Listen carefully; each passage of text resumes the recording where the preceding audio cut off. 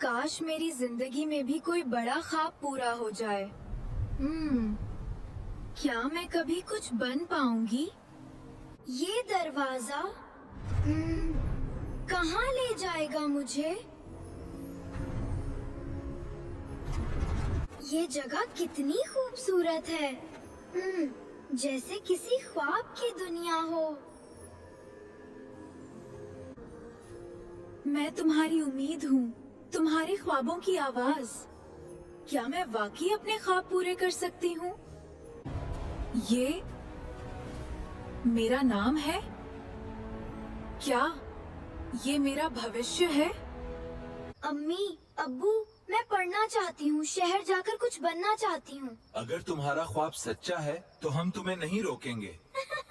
मुश्किलें तो हैं, लेकिन मैं हार नहीं मानूंगी।